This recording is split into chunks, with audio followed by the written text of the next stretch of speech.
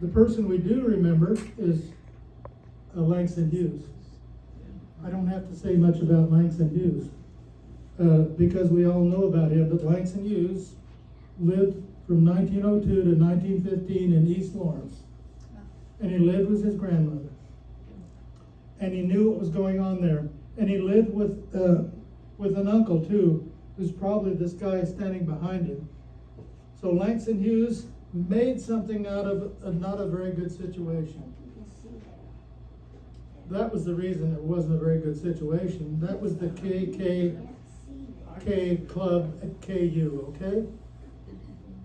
So if you were walking down Jab Boulevard to go to class in 1930, these guys would be marching right down the street in front of you. So we can't avoid it. History will not let us avoid it. There's Fog Allen in 1950. Now, you couldn't do that today, blackface. You couldn't do that today, but you could do it then. So you see, the mindset was so different, even in 1950, even by a leader like Fog Allen. And it really didn't change until Franklin Murphy came and he brought in Wilt Chamberlain. And that put an end to it. Wilt Chamberlain said, I'm going to leave KU if I can't go to a restaurant or go to a movie downtown. Well, Franklin Murphy called lots of business people into KU and said, you know what, we're going to lose Wilt if we don't change. And if you don't change, I'm going to set up movie houses and restaurants to compete with you. Well, slowly they changed, but only slowly. Only slowly. This is Gale Sayers right here. They fought against discrimination. I mean, Gale Sayers was one of the most famous football players that KU ever produced. But their rights were very, very small in number. And they were tired of it. And so were a lot of other people. The kids couldn't swim either. We had what we called the plunge, the Jayhawk plunge. It was only for white people. So the black kids went down to the river and drowned. This is an example of a grandmother and one of her grandsons who didn't drown, but the other grandson who would have been here was dead. And they fought for their rights to swim. The same thing happened at KU. You know, we brought everyone in. It was everybody was equal, but by the time Jim Crow came in, we decided they weren't equal with us. They couldn't swim in the pool, except on the last day of the month they could swim at the pool at KU. And then when the day was over, they drained the pool and filled it back up, and so white folks could swim for the rest of the 30 days, and then the black kids could swim once. Now, so this was the sort of reality that these kids were facing. And look at that grandmother's face. Can you ever forget that? She lost her grandson. There was the plunge. Eventually it was sold to the city, and eventually it was integrated. But the owner wouldn't do it. She finally just sold it to the city, and they did finally do that. Lots of protests at KU. It actually started at the high school. And it moved from the high school up to KU, and the Black Student Union was very powerful. And so these kinds of gatherings right in front of Strong Hall occurred very frequently. And then in 1970, they burned the Union. Now, it wasn't just, at this point, it wasn't just civil rights, it was also Vietnam. Vietnam was the big deal. And I was at KU, I came back from Germany, I was called back by my draft board from Germany, from my fellowship, to go into the Air Force. I wasn't very happy. Yeah. But I did spend 4 years in the Air Force, and I didn't die. I didn't go to battle. I said, well, I'll do my duty, but I just hope that I don't have to actually fight. And I actually didn't have to fight.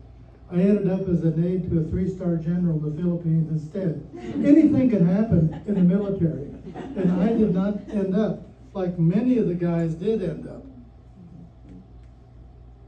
People I knew. So this was just before or just after when the Union was burned. And the police and the National Guard moved into Lawrence and shut the city down. You remember that, don't you? Yeah. You were right there. I was right there. You were right there. And if you weren't inside your house, if you went outside to look at things, they would tell you, get back in the house, right? So we were basically occupied by the National Guard and the police. And there were a lot of consequences. First of all, Rick Tiger Dowdell was shot. He was a radical black, and he was shot and killed in the alley between New Hampshire and Connecticut in 1970.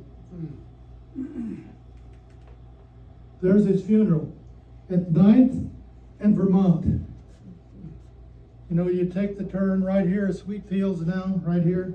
You take the turn, there's the old library that Langston Hughes visited. You take the turn, and that was his funeral procession. It wasn't just black kids, though. Nick Rice was killed 3 days later out of Leewood. He was about 6'5". He was shot in the back of the head, just like Tiger Dowdell was, for committing a felony. What was his felony? He turned over a VW bug. And that was the felony, and the police shot him. We know exactly who did it because Mike McCaffrey was on the police force from 1963 to 1993. He was a detective, and he was sent by the police chief to investigate who killed Nick Rice. And the shot came from the roof of Crossroads, which was now where the hotel is down at the end of, what's the street there? Orient, the Orient Hotel, yes. So he knows, and if you look at the chapter which he calls My Police Story, he will tell you every detail, and I put every detail in. This is the key to history, is to get the facts down. Then you can argue about the facts, but you've got to get the facts. And if you look at that book, those facts and how we did it and where we got our information are all in the footnotes. They're right out there for you to see. So you don't have to go back to an endnote to find something. You read something about Rick Dowdell and you get it all right there in the facts from the newspapers at the time, whatever. So what I'm trying to do with these books is to teach students how to do history in a way that is interesting and important. And it may not always be happy. In fact, a lot of it is never happy. You remember the Gaslight Tavern? Yeah. Right, just right north. You were right there, I bet you. Yeah, look at her. She was there. And the Gaslight Tavern was just north of the Union. And that whole part of Orient Avenue was a big hippie zone. Yeah. Right? Yep, it was a big hippie zone. And here they are carrying Nick Rice out. As Mike McCaffrey said, he was standing right there, dead as a doornail. He was about 19. He just happened to be in the wrong place at the wrong time. And he believed in something, or he didn't believe in something. Maybe he was drunk, I don't know. But that didn't stop him from shooting. And even the police officer said, well, why did you do this? Well, he committed a felony and we were supposed to stop it. And so they killed the kid. Over a VW bug. That's how death can happen. Over very little, seemingly very little. You remember her, Emily Taylor. Yes, I do. Yeah. Emily Taylor. So we're talking about rights here. civil rights, rights of women, LGBTQ rights. But Emily Taylor and my dear friend Mrs. Figgs there, we grew up together. She worked for Emily Taylor. And one day, Emily Taylor had a young woman in who she was reaming out because she got home too late. And Cheryl was in the vault. She was a freshman filing, and it scared the hell out of her. It did. It really did. Because Emily Taylor was tough. And she didn't believe that you should just come to KU to get your Mrs. degree. She wanted you to be a leader. She wanted you to be educated. She wanted you to go out and accomplish something, not just get married. And she was right. She was absolutely right. And I can't think of her name right now. One of the big issues of that period was the pill. Oh, yes. And if I could remember her name, she, does anybody recognize her, right? Petey Surf. Petey Surf, thank you. See, Petey Surf. She was extremely important in Lawrence history. She was an advocate of people's rights, and she was particularly advocated the rights of women to control their own bodies. Now, the men doctors, white doctors, were not for it. Well, some of them were. And it took a while for that to occur, but that really affected my life too, as it affected all of our lives. Petey Surf, a real heroine. Thank you for naming her. Well, so more and more protests. This is the February Sisters. You've heard of them? A big sit down, a strike in Strong Hall, yes. Here are the February Sisters protesting for their rights in the 1970s. So Lawrence was wild in the 1960s. And we haven't seen anything quite like it since. I don't know if we'll ever see it again. We might. Yes, LGBT rights too. That came in the 70s and the 80s and the 90s. It might make some of us uncomfortable, but their sexuality is a very ambiguous thing we've come to learn. And so, do you remember the big gay dances on the second floor of the Union? They were packed. Mostly by people who were not gay. Mostly by people, students, who just supported their rights. And there's recently been a nice book written about it by Kathy Rose Mockery about gay rights at KU and in Lawrence. And it's a very good book. Also, the rights of the disabled. Also, the Vietnam thing was such a place of embattlement. And you probably remember lots of protests. I do too. I was here 1 year before I went to the Air Force. Bobby Kennedy came. Time? No. Bobby Kennedy came. Do you remember he came? And he gave his speech at the field house. It was packed.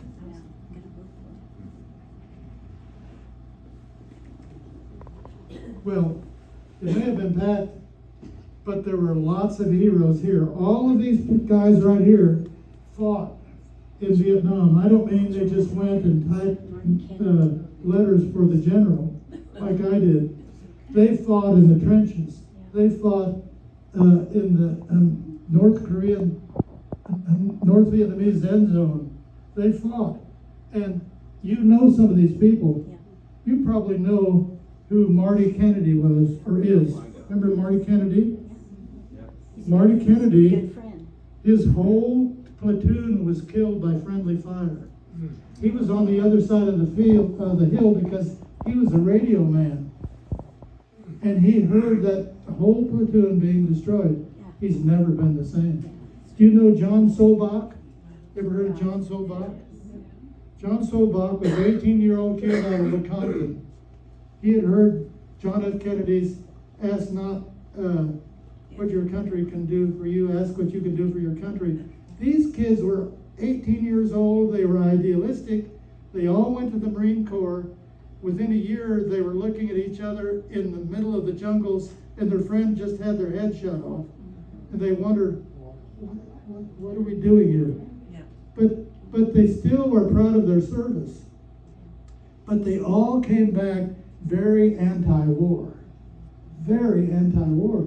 You can see why. I don't know if any of you have ever been embattled, but it can certainly change your mind. And John Solbach told me, he said, when I was 18 and left, I thought, when I come back, I'll just go right back and be the same. This runs in his head every night, over and over again, when he saw it, how many people were killed, how many people he killed. And you never get over war. And these guys are not over war, but every one of them was a hero. There's John, there's Kennedy. Yeah. He had just captured a North Vietnamese machine gun, Marty Kennedy. There's John Solbach. When he came back, or before he went over, probably before he went over, because he didn't look scared to me, but I think that he was scared when he got back, and he was very lucky. Very lucky. Yes, John Musgrave. John? Musgrave. Good. John Musgrave. John Musgrave, a poet. He was a native Kansan. He went right into the Marine Corps. He was wounded badly 3 times. He came back and he started writing poetry. He has a book that he's published. He has a number of poems that he's published. He lives in Baldwin City. He's in very bad shape. Almost all of these people are in very bad shape if they're still alive, especially because of Agent Orange. And so here he is getting his, about time, yeah. Some questions. Some questions, yes. Here he is getting one of his many awards from the Vietnam general. And when he got back, this was John. Yeah. Very anti-war, and a hero. Very anti-war, disrupted the ROTC parade in the stadium. So we can go on and on and on. This is about downtown and how we fought for the downtown, and that'll all be there. You remember this building? You remember it. It was the Douglas County Bank before they put up, this was the modern building, before they put up the postmodern building that is there. So a lot of our discussion is about the destruction of downtown, or the attempted destruction of downtown through the malls, the war malls, the mall wars. And this was lost. Some of us really like it.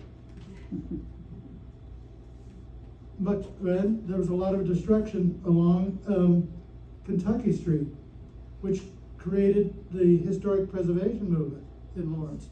And they destroyed about 15 houses there in order to build the new Douglas County Bank. There are still people who will not go into the Douglas County Bank because of that. These wounds last. They last. Okay, that's the bank. That was still there. We have this. We even got an award for saving the English Lutheran Church, which is still standing there, from the governor at the time. So then we're back to where you live. You know who this is, Bob Billings. 1937 to 2003, played basketball with Will Chamberlain, was a Phi Beta Kappa, student body president, went with Mel Anderson and John McGrew and purchased 3,000 acres and created this city, which he refused to make it any more than a part of Lawrence. Some people thought they should make it in a city in itself, but he was too loyal to Lawrence, and he knew that Albemarle would help pay for East Lawrence taxes that weren't going to be paying for very much. And so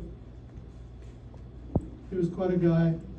I had many interviews with him. He was a wonderful man. Albemarle. You know how Albemarle got his name? His parents. Alvo. was And his dad. Margarita, yes, And Margaret was his Yeah. mom. yes, Alva Mar. He was from Russell. Just like mine. And there's lots I could talk about Albemarle, how carefully they nestle it into the natural landscape, which was part of the environmental movement. And Brian Kubota was the landscape architect. So we have a lot of beautiful places to live, and of all sizes and all places. Now, was it segregated? Not by plan, but by economics, basically. Of course. Of course. Okay, that's all I can do.